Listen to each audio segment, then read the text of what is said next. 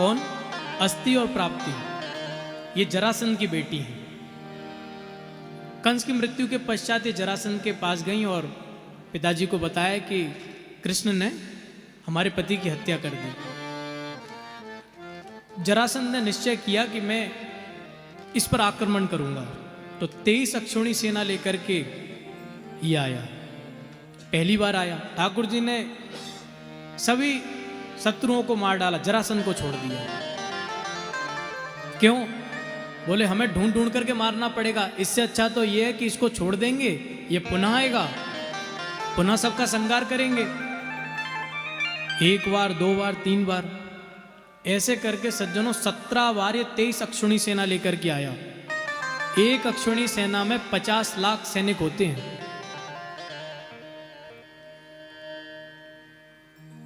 अठारहवीं बार इसने ब्राह्मणों की भक्ति की। ब्राह्मणों ने कहा कि देखो हम तुम्हारे लिए जप करेंगे जिससे तुम विजय हो जाओगे। तो इसने कहा कि ब्राह्मणों तुम मेरे लिए जप करो, मैं तुम्हें इतना धन दूंगा कि तुम्हें जीवन में कुछ करने की आवश्यकता नहीं होगी। लेकिन हाँ, अगर मैं कहीं हार गया तो ध्यान रखना, मैं किसी को नहीं छोड़ूंगा, सबका सर धड़ से अलग कर दूंगा। ब्राह्मणों ने विचार किया था कि हम तो जप करेंगे, धन मिलेगा, युद्ध में गया जीत गया तो हमारी बाबाई, नहीं हुआ तो इसका उद्धार हो जाएगा। लेकिन इस बार तो 18वीं बार तो इसने ब्राह्मणों को ही रथ में बैठा लिया। बोले युद्ध के लिए तुम लोगों को साथ लेकर के जाऊंगा, अगर मैं परास्त हुआ तो सबसे पहले तुमको मारूंगा। अब तो माला बदल गई, हे प्रभु रक्षा करो, हे प्रभु रक्षा करो, ये हमको नहीं छोड़ेगा। तो भगवान धरती पर किस लिए आते हैं? ब्राह्मणों की रक्षा के लिए। तो भगवान ने रात ही रात में द्वारिका का निर्माण करवाया और सभी ब्रजवासियों को भेज दिया। इतने में नारद जी ने विचार किया क्यों ना लगे हाथों एक दैत्य का वध और करवा दें, एक बोझ और धरती से कम हो जाए। तो काल्यवन था, इसको भेजा। तो भगवान दौड़ने लगे, जाकर के मुचकुंद की गुफा में जाकर के भगवान चले गए और अपना पीतांबर लेकर के मुचकुंद को उड़ा दिया। सैन अवस्था में देखकर इसने जैसे ही चरण प्रहार किया, अरे दुष्ट यहां करके सो रहा है, उठ। तो जैसी मुचकुंद उठे, जैसे उन्हें दृष्टिपात किया, सो ये भस्म हो गया। ये मुचकुंद कौन है? बोले एक दैत्य था, उसका नाम था तारकासुर। इसने वरदान मांगा कि मैं शंकर भगवान के बेटे से मरूं। शंकर भगवान शमशान में रहते थे, भस्म रमा कहने लगा कि ये कोई विवाह करने वाले तो है ही नहीं, ये ठहरे बैरागी, तो इन्हीं के बेटे से मैं मरूं। तो जब देवासुर संग्राम जब हो रहा था तो मुचकुंद युद्ध करते रहे जब तक कार्तिकेय जी नहीं आए। जब कार्तिकेय जी जब शंकर भगवान के पुत्र के रूप में आए तो इनको सेनापति नियुक्त किया गया। अंत में इनने पूछा कि अब मेरे लिए आदेश। तो इंद्र ने कहा कि आप क्या चाहते हैं बताइए। बोले मैं युद्ध करते करते अब मैं थक गया हूं। बोलिए बांके बिहारी लाल की जय। कृष्ण गोपाल हरे, हे दीन दयाल हरे। कृष्ण गोपाल हरे, हे दीन दयाल हरे।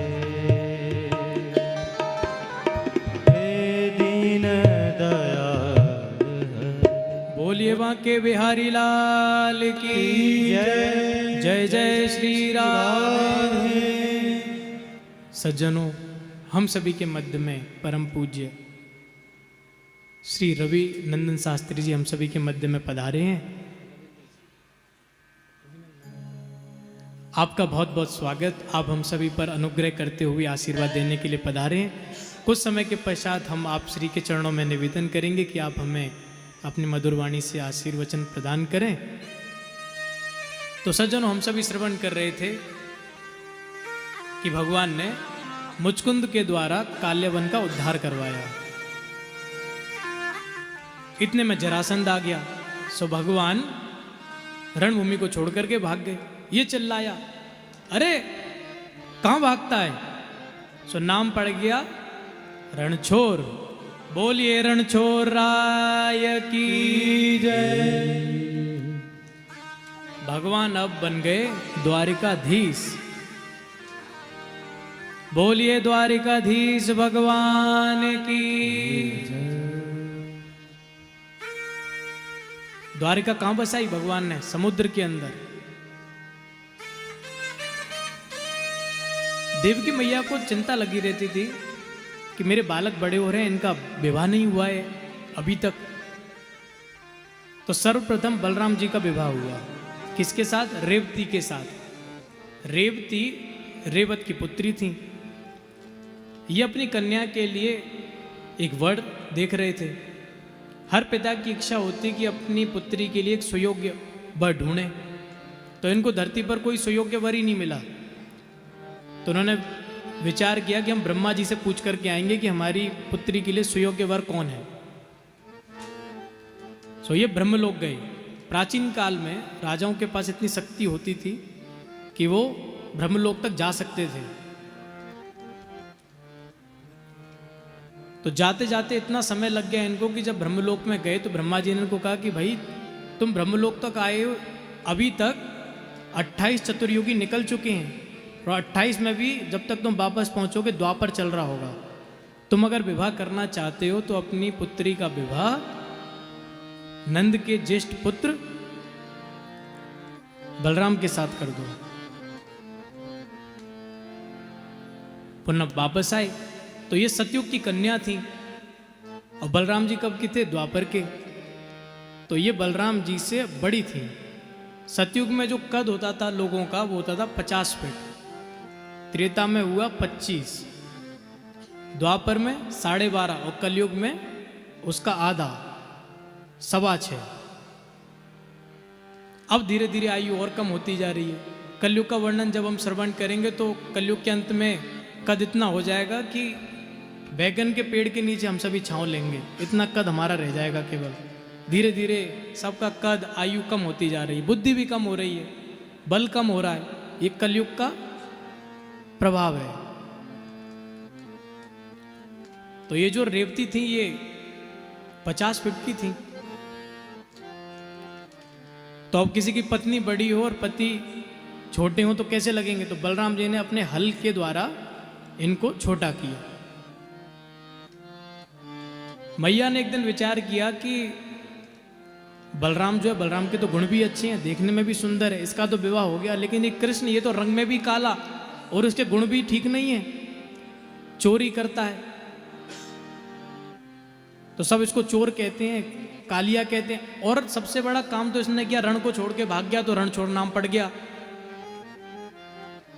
तो इससे कौन विवाह करेगा?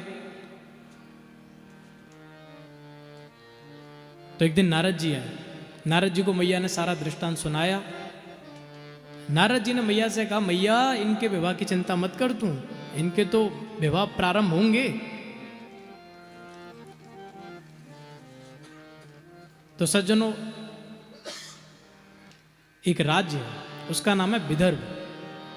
उसके राजा हैं राजा भीष्म।